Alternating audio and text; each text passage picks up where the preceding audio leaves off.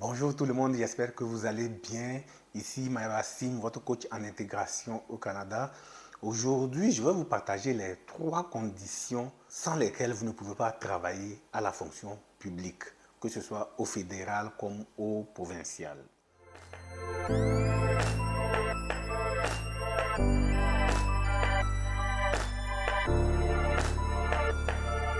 Saviez-vous que quand vous arrivez au Canada en tant que résident permanent, vous avez la possibilité de travailler à la fonction publique, que ce soit au fédéral ou au provincial.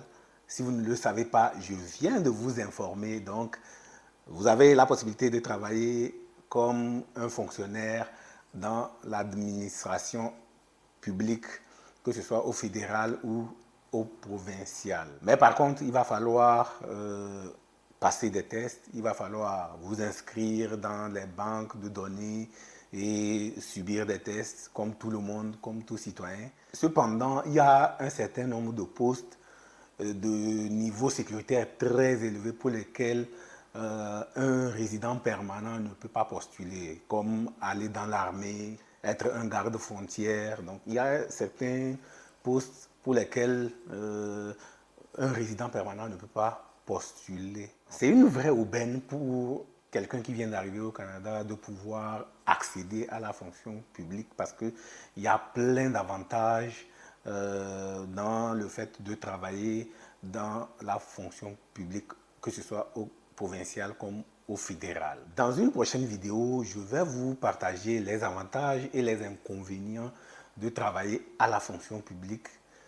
Et si vous n'êtes pas encore abonné à ma chaîne YouTube, n'hésitez pas à vous abonner, à activer la cloche de notification afin de ne pas rater ces prochaines vidéos-là que je vais partager sur la chaîne. Donc, pour revenir à notre sujet, c'est possible pour vous de travailler à la fonction publique, mais ce n'est pas un parcours aisé. Dans certains cas, il faut d'abord passer des tests, il faut d'abord s'inscrire sur la plateforme, dans une banque de données, dans une liste. Ensuite, il faut postuler sur des concours qu'on lance en rapport avec votre domaine ou un domaine connexe à votre domaine et vous allez être accepté pour passer l'examen. Donc, dès que vous êtes accepté, vous passez l'examen et ensuite, si vous êtes admis, vous êtes dans une banque de données pour être invité à postuler sur des offres. Généralement, au fédéral, il y a des offres qui sont là et vous allez postuler sur les offres directement et ensuite, vous allez passer le test et la phase suivante, c'est les entrevues. Pourquoi je veux parler de ces 3 conditions? Je sais que passer le test, s'inscrire dans la base de données, ça c'est des formalités. Les tests, généralement, comment ça se fait? C'est sous forme de QCM. C'est sûr que dans une prochaine capsule aussi, je vais vous partager toutes ces informations-là sur comment s'inscrire, comment se déroulent les tests et restez scotché et vous allez vraiment en apprendre davantage. Donc, passer le test, tout ça, ce n'est que des formalités. Le gros du problème, c'est la partie entrevue. Les 3 conditions que je vais vous partager, si vous ne les respectez pas, il vous sera tellement difficile de pouvoir travailler dans la fonction publique, que ce soit au fédéral comme au provincial. J'ai un ami, Yves, et un autre, Pascal, qui sont arrivés. Yves est arrivé en 2013, Pascal est arrivé en 2014. Et puis, ce n'est qu'en 2018 que Pascal a commencé à la fonction publique. Et en 2021, Yves aussi a réussi à trouver un poste dans la fonction publique. Regardez, ça fait combien d'années qu'ils étaient là? Regardez le nombre d'années. Et pourtant, ils étaient dans la banque de données du gouvernement, en fait. Donc, vous voyez que ce n'est pas du tout facile. Donc, prêtez une oreille attentive à ces 3 conditions que je vais vous lister dans cette vidéo. Donc, sans plus tarder, roulement de tambour, condition numéro 1, il va falloir que vous maîtrisiez tout ce qui est normes, législation et réglementation, que ce soit au niveau provincial ou fédéral. Donc, tout ce qui est normes, les lois, vous savez que on est dans un état de droit et pour des agents de la fonction publique, vous devez de connaître tout ce qui est loi. Parce que les gens peuvent facilement vous créer des problèmes. Il y a plusieurs cas où les gens portent plainte contre des agents s'ils ne respectent pas un certain nombre de règlements. La dernière fois, je discutais avec un ami en environnement. Ils sont partis pour faire des vidanges et de faux sceptiques.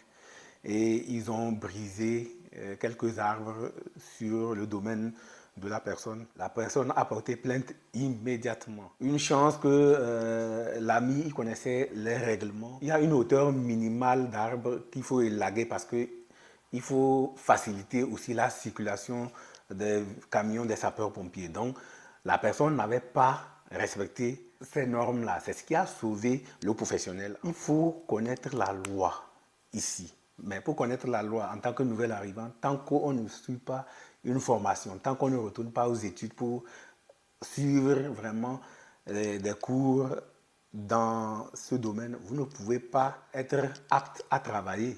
Donc, lors de l'entrevue, tout à l'heure, ça va se faire savoir que vous ne maîtrisez pas la réglementation, les normes, les législations. Le deuxième point, c'est les aspects techniques. Donc, est-ce que vous maîtrisez les logiciels? Donc, pour un comptable, est-ce que les logiciels comptables qu'il utilise chez lui, est-ce qu'il les maîtrise ici?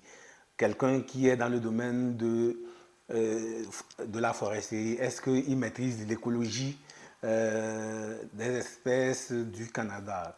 Donc, en fonction de votre secteur, il faut que vous soyez capable de démontrer que vous maîtrisez.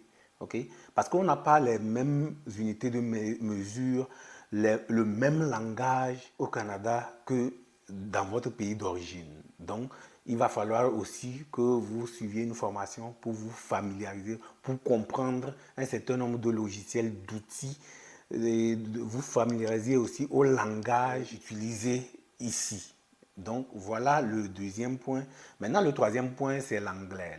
L'anglais, c'est beaucoup plus pour ceux qui sont dans les provinces anglophones et au niveau du fédéral. Pour ceux qui sont au Québec, ce n'est pas très important, quoique c'est un avantage de pouvoir maîtriser l'anglais. Mais l'anglais, c'est quelque chose qui est incontournable pour ceux qui veulent travailler au fédéral et dans les provinces hors Québec. C'est pourquoi, avant même d'arriver, vous devez vraiment prendre des cours en anglais et à votre arrivée aussi, vous devez aussi prendre des cours intensifs en anglais. Pour ceux qui sont au Québec et qui veulent travailler dans la fonction publique au niveau provincial, c'est tellement important pour vous de prendre des cours intensifs en anglais aussi. Sinon, si vous n'êtes pas parfaitement bilingue, il vous sera tellement difficile de travailler dans la fonction publique au niveau du fédéral. Donc, pour faire un récapitulatif, avant de pouvoir réussir à obtenir un poste dans la fonction publique, il faut, dans un premier temps, vraiment maîtriser les lois, les règlements et les normes qui régissent votre secteur d'activité. Et ça, il faut retourner aux études.